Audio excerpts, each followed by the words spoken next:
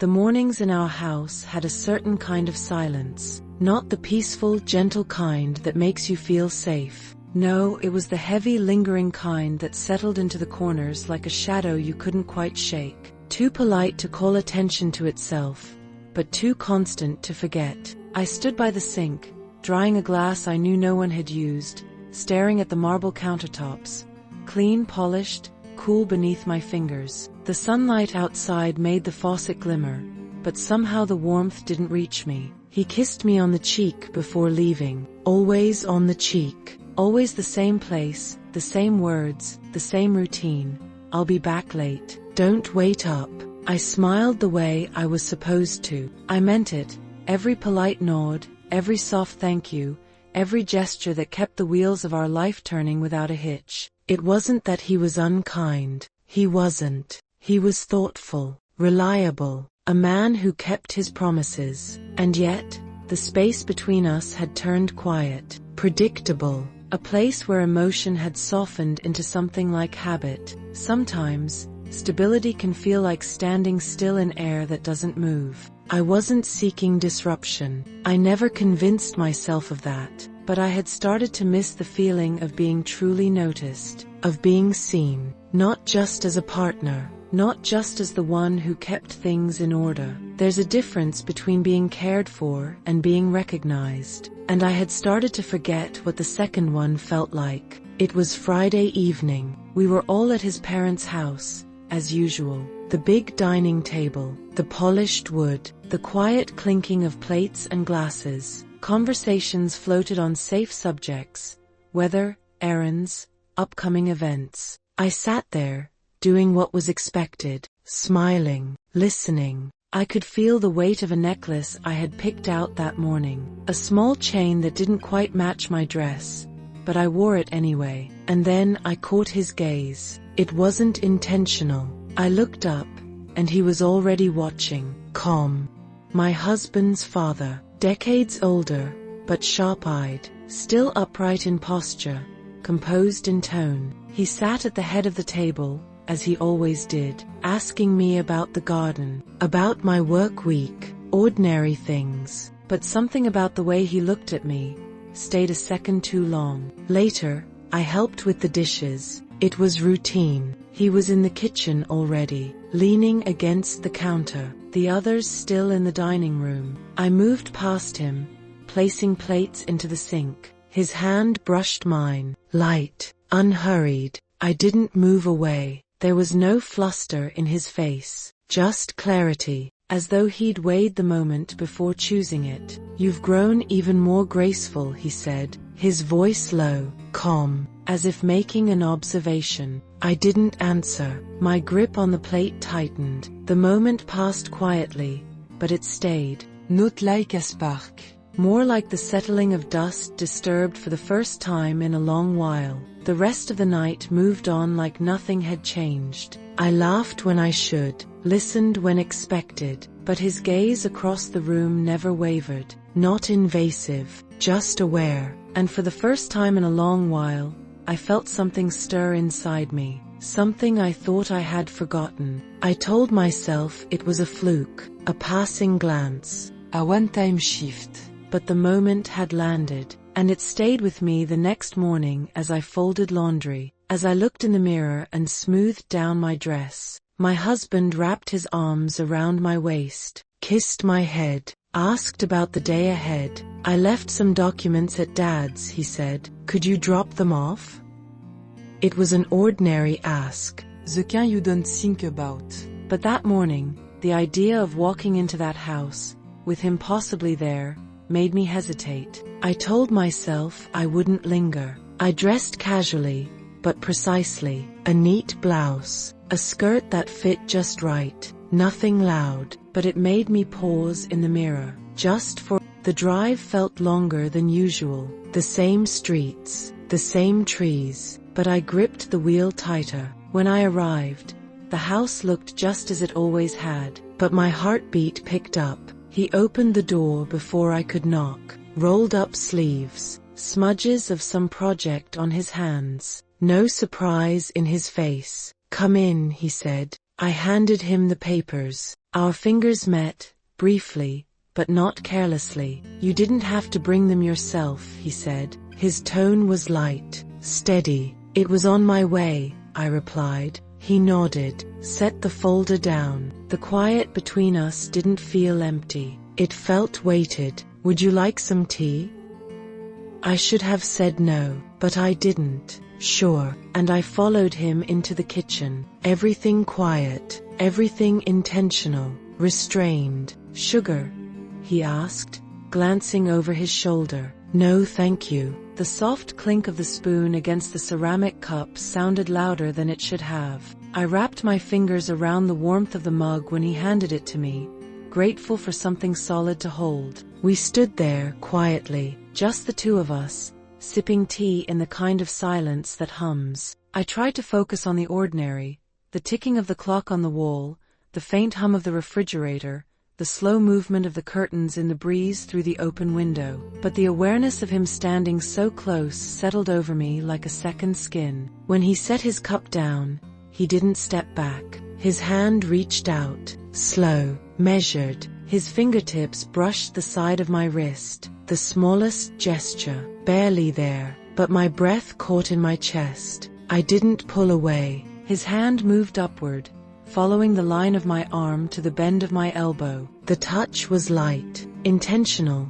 but waiting, almost cautious. I didn't resist. I felt my own hand lift, resting gently against the front of his shirt, the fabric soft, the warmth beneath unmistakable. I could sense the steady rhythm of his breath beneath my palm. The space between us disappeared. His face tilted. The kiss, when it came, was unhurried, gentle, not rushed, not demanding, but sure, as though he already understood something I hadn't been ready to admit. His lips brushed against mine with a quiet certainty that stirred something long buried, something that had been still for far too long. I felt the steady placement of his hand along my waist, the way he anchored us there. The connection deepened, not rushed, not insistent, but as if he were trying to remember something important. When he drew back, he didn't speak right away. His eyes stayed on mine, searching, still.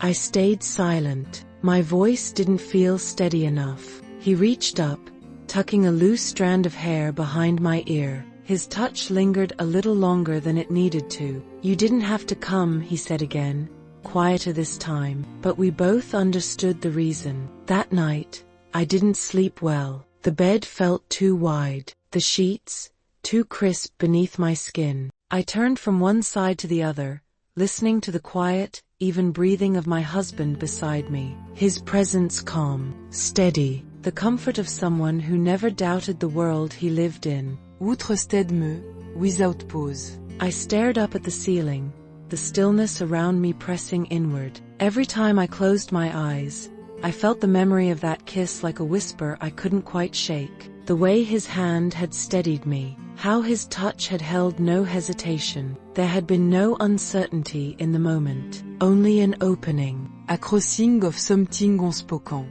And worse than the memory itself was the ache it left in its wake. An ache that reminded me how long it had been since I felt something unfamiliar. Something that reached for me not out of habit or routine, but out of need. I told myself I wouldn't let it happen again. I whispered it like a promise as I watched the headlights roll softly across the ceiling in the early hours. But promises only matter if they're made with. The next morning, my husband kissed me on the forehead before heading out. His hand rested briefly on my shoulder, gentle, absent-minded. Then his keys, the door, and he was gone. I stood in the kitchen long after, watching steam rise from my untouched coffee, as silence folded itself neatly back around me. I went through the day like normal. Laundry, groceries, errands, tasks done on autopilot, but my thoughts kept circling the same place. That kitchen, that conversation, that pause between words, and how my body had moved before my thoughts had caught up.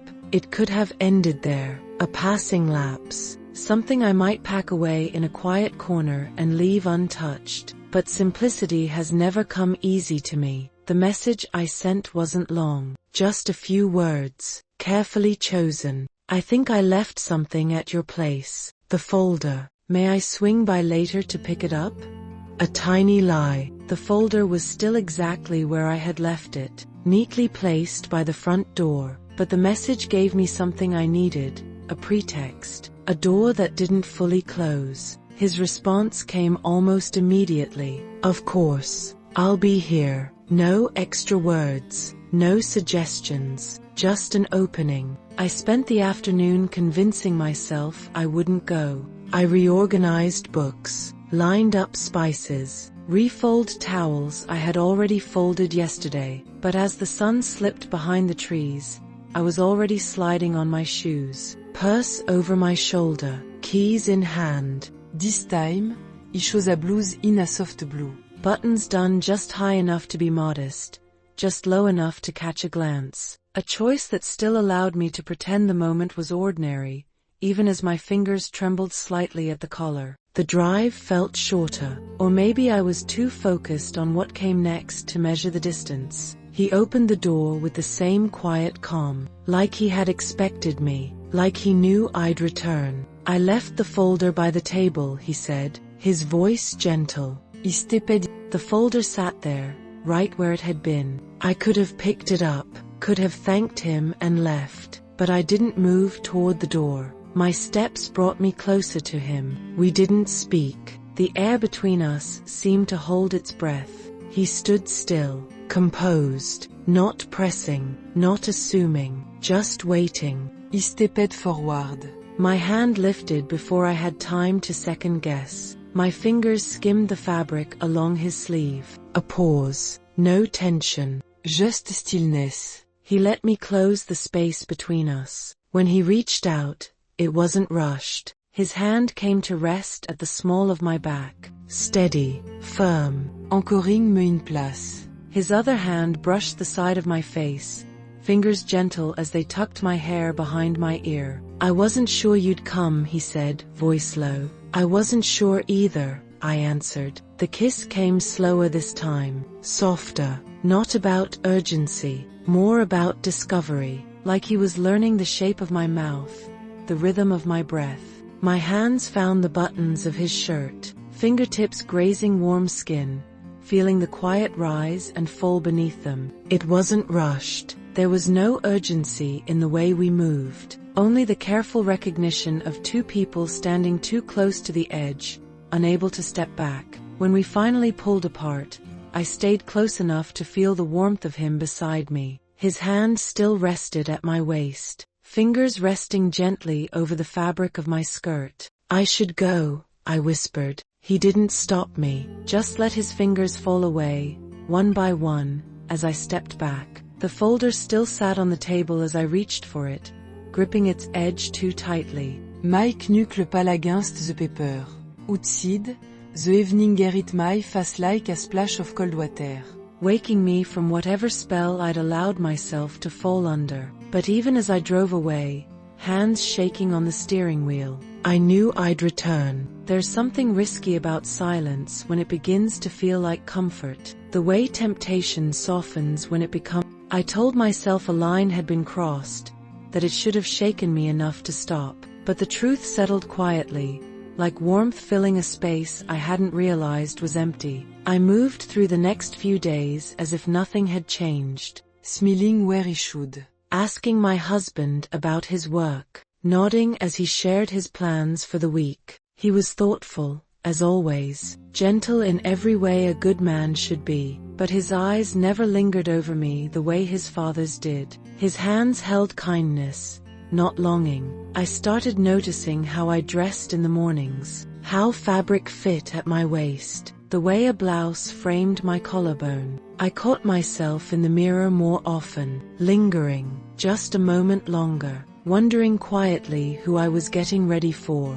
It was late on a Wednesday when my husband suggested we take time for ourselves. A small trip, just the two of us, a night away from the usual routine. I made a reservation, he said after dinner, his hand reaching for mine. Just one night. I thought it might be good for us. I smiled, nodded, agreed. told myself this was what we needed, told myself I wanted to try. We drove out the next afternoon. Not far from the city. A quiet, well-kept hotel meant for business travelers and weekend breaks. The lobby smelled of wood polish and fresh flowers. Our room was tidy, spacious. A window overlooking the garden. He was sweet, unpacking for me, asking if I wanted dinner downstairs or room service. I watched him, his familiar habits, the small kindnesses he never forgot, and the longer I watched, the more the guilt pressed at my ribs. That night, we dressed for the hotel restaurant. He wore a buttoned shirt. I wore a black dress I hadn't touched in months. It fit closer than I remembered. I caught his gaze on me as I fastened my necklace, a flicker of appreciation. "You look beautiful," he said. I smiled, and I meant it, but something beneath that smile stirred. Dinner was pleasant. Conversation. We talked about the garden, about summer plans, but the dress clung to my skin, its weight a quiet reminder of someone else's hands, someone else's eyes. Back in the room, he reached for me, his touch gentle, familiar. His lips found mine, tender, safe, the kind of kiss built on time. I kissed him back because I wanted to feel close, because he deserved that, but my body stayed still, the ache inside untouched. When he began to undress me, my thoughts drifted, not to guilt, not even fear, but to another moment. Another kind of touch. Certain. Unapologetic. That night, I let him hold me, let him show me love the only way he knew how, with tenderness and care. But I stayed quiet inside, present in body, but not in soul. Afterward, I lay awake, listening to his steady breath beside me, the room lit only by a line of moonlight across the floor. I picked up my phone, typed out a message with trembling hands. "Are you awake?" The reply came fast. "I am now." No plaisanteries. No games. Juste honesty, ou rapide in silence. "I'm at the hotel outside town," I typed. "Room 207. A pause. Then, "I know the place." I slipped out of bed, quiet as air. My husband stirred, but didn't wake. I paused at the window, cool glass beneath my palm. The phone buzzed again. Comme daoun. You rapid myself in the hotel robe. The hallway was silent, only the soft click of the door behind me. The elevator humide, Maya tracing beneath the teint fabrique. He stood by his car, cigarette forgotten between his fingers. His gaze met mine as I walked. When I stopped in front of him, he didn't speak, just reached out, fingers catching the edge of the robe. His hand slid to my wrist, drawing me close. His mouth met mine, this time with no restraint, only longing, the kind that doesn't need words. I don't know how long I stood there after, leaning against the passenger side of his car, heart pounding. The air cooled my skin, but I still... He watched me, silent, still. Notre patience, certainty. I pulled the robe tighter before sliding into the car. The scent of leather and faint smoke filled the space. I didn't meet his gaze, just looked out the window. "You know this won't stop now," he said. I didn't answer. There was nothing left to deny. I nodded, eyes still fixed on the night. The drive back was quiet. Long enough for my heart to slow. Long enough to second guess. But when his hand brushed my back as he opened the door, none of that stayed. The elevator ride was silent. Evie wison spoke en trousse. At my floor, I turned. "You should go," I said. "Tell me to," he replied. I didn't. I walked away, fingers fumbling with the keycard. I heard his steps behind me. The room was cool. Moonlight on white sheet. My husband slept, back turned, his breath steady. I dropped the robe onto the chair, slipped into bed beside him. He stirred, reached for my hand. Fingers laced mine with ease. I let him hold it, but my thoughts were elsewhere. Morning came soft, sunlight filtering in gently. He touched my hip. Familiar. Qu'un. We made love. I tried. Let his hands follow the path they always had. reacted when I should, but I was absent. My body moved, but I wasn't there. After, I smiled, kissed him, ran my fingers through his hair, told him it was good, and he believed me. Later, he showered. I sat on the edge of the bed, touching my collarbone, the warmth still lingering. I picked up my phone. One message waited. You left your scarf. I stared at it. At quickening. The soft scarf had slipped from my lap, left behind. I typed back, keep it. A pause. Then come back.